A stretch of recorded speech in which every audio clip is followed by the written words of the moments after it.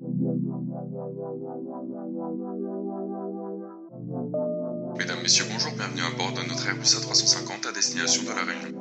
Notre temps de vol sera aujourd'hui de 10h34, beau temps sur le trajet avec quelques turbulences prévues en approche.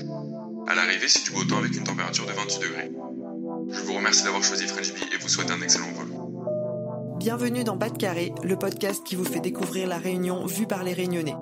Je suis Fabienne et je pars à la rencontre de Réunionnais désireux de vous guider à travers leur île. Entre mer, montagne, volcans, cuisine, culture et tradition, nous sommes heureux de partager notre île avec vous. Que vous souhaitiez la visiter pour la première fois ou que vous la connaissiez déjà par cœur, cette série audio de 7 épisodes vous promet d'en apprendre plus sur les immanquables de La Réunion et de découvrir ses secrets cachés. Pour nous accompagner dans ce voyage, nous allons prendre un vol avec la compagnie aérienne French Bee qui propose plusieurs vols par semaine à destination de l'île de La Réunion. French Bee est le partenaire officiel de cette série audio. Paré au décollage ?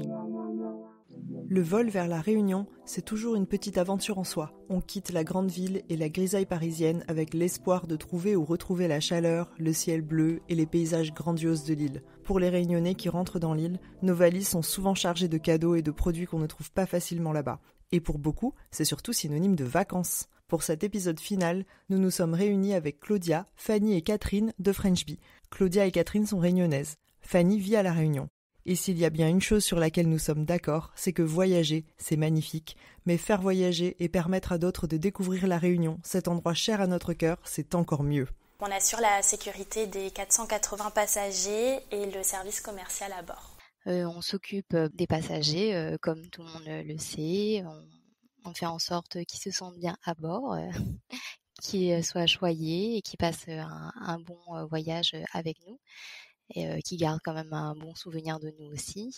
C'est à peu près 8 vols dans le mois. Toutes deux hôtesses de l'air, Claudia et Fanny sont amenées à faire plusieurs fois par mois le trajet Paris-Réunion. Elles ont d'ailleurs déjà créé de beaux souvenirs à bord. Sur le vol Paris-Réunion, j'ai eu une demande en mariage, donc c'était à l'avant de l'appareil.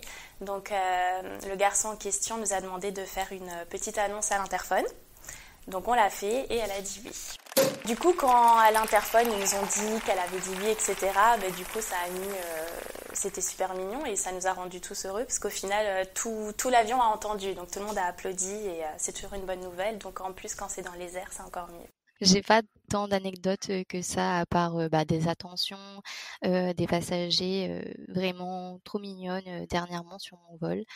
Une passagère qui vient nous voir, qui nous dit de vraiment pas changer, qu'on a un aura magnifique, que ça se voit qu'on est là, pas pour le travail, oui, mais ça se voit qu'on fait ça par plaisir et qu'on aime prendre soin d'eux, etc. Et donc c'est des petits mots qui vont droit au cœur et qui fait chaud au cœur. Vous l'aurez compris, n'hésitez pas à complimenter le personnel de bord, ça fait toujours plaisir. Et ça fera sans aucun doute passer le temps plus vite jusqu'à l'atterrissage.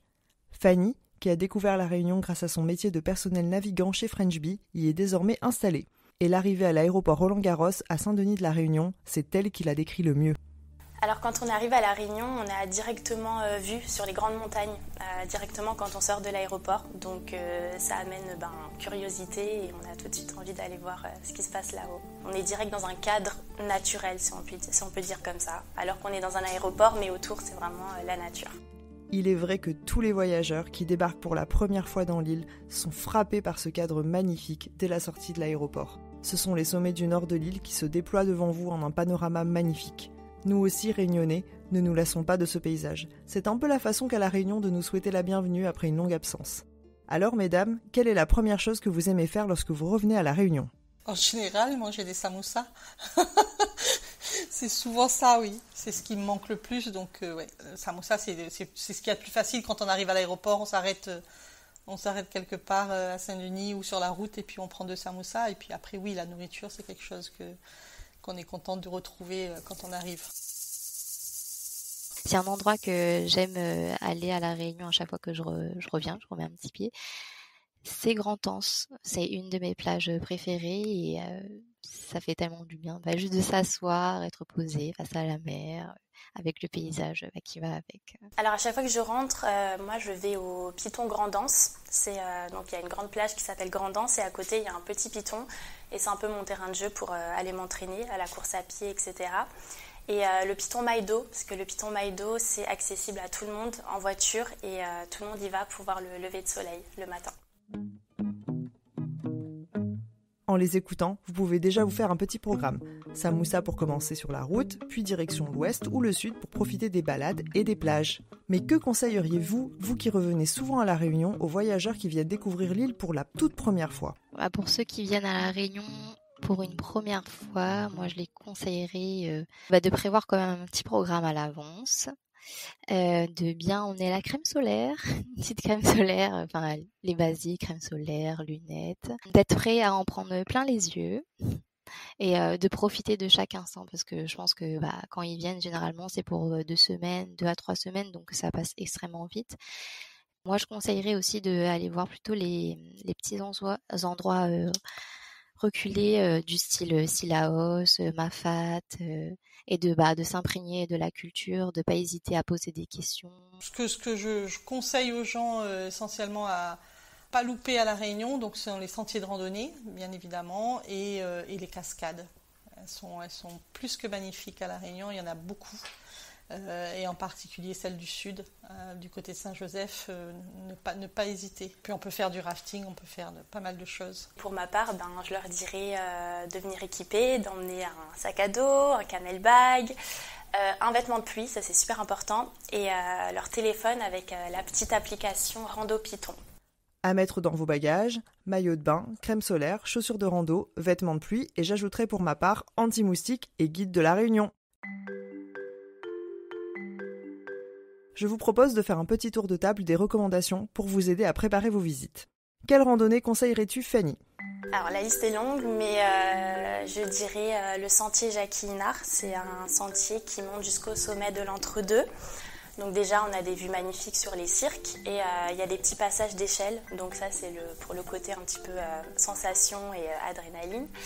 Et les 3 salades, c'est quoi ? C'est 3 pics comme ça, l'un à côté de l'autre, qu'on doit escalader avec des descentes en rappel, notamment la dernière qui est dans le vide à 50 mètres. Vous pouvez le faire seul à vos risques et périls, mais non, normalement c'est avec un guide. Et d'un point de vue culinaire, Catherine, que peux-tu conseiller à nos voyageurs ? Carré poisson rouge, crevette camarons aussi. Le poisson rouge, c'est quand même pour moi, c'est le poisson, c'est le caviar en fait au niveau poisson à La Réunion. Et qui est donc nettoyé, coupé en morceaux et qui est ensuite cuit avec des épices, ail, oignons, tomates, safran, gingembre, bien sûr. Claudia, toi, tu es particulièrement fière du côté multiculturel de l'île. Ce qui me rend le plus fière par rapport à La Réunion, c'est la multiculturalité. Le fait qu'on puisse tous vivre ensemble malgré nos origines et nos croyances.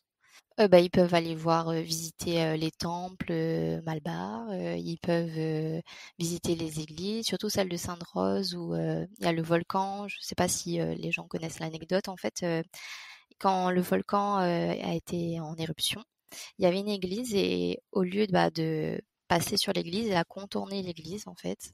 Et du coup, c'est très beau à voir. Et après, les gens y croient ou pas, que ça a été protégé par Dieu, quoi. Catherine, une cascade à absolument visiter. Trou noir. Claudia, une activité particulièrement réunionnaise. Les pique-niques avec la famille, où on partage un moment tous ensemble, le temps d'après-midi, on rigole tous et on est là et on profite de tout ce qu'on a, de tout ce que la nature peut nous offrir aussi. Et juste passer du bon temps en famille dans un endroit où il fait bon. Fanny, si les voyageurs ne devaient choisir qu'une seule chose à faire à La Réunion ? Partir dans un des cirques et passer une nuit dans un gîte local avec les personnes qui y vivent parce qu'elles font à manger local, etc. Donc on plonge vraiment dans la culture réunionnaise et du coup ça peut se faire sur 2 jours. Donc partir le matin, passer la nuit dans un gîte et rentrer le lendemain. Je ne peux qu'être d'accord avec tous ces coups de cœur de l'équipe French Bee. J'ajouterai pour ma part que les musées, tels que Stella Matutina, Kélonia, le musée de Villèle ou encore la Cité du Volcan, vous permettront de vous plonger encore plus dans le patrimoine culturel de l'île. N'hésitez pas également à réserver des visites guidées si vous en avez l'occasion et si vous avez soif de compagnie et de connaissances. Elles vous permettront d'aborder l'île avec des locaux et de découvrir quelques secrets, qui sait. Vous l'aurez compris, il y a 1000 façons de profiter de la Réunion. Et pour conclure en beauté cette série, je laisse la parole à Fanny, qui a été séduite par l'île au point de s'y installer. Allez visiter l'île Intense parce que c'est un endroit où même si vous n'aimez pas randonner, il y a plein de choses à faire.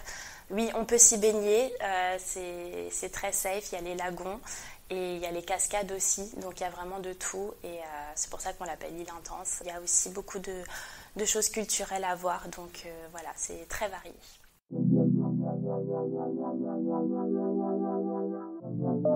Merci d'avoir écouté Pas de Carré. Pas de Carré est le média des Réunionnais du monde entier. Vous pouvez aussi nous retrouver sur Instagram.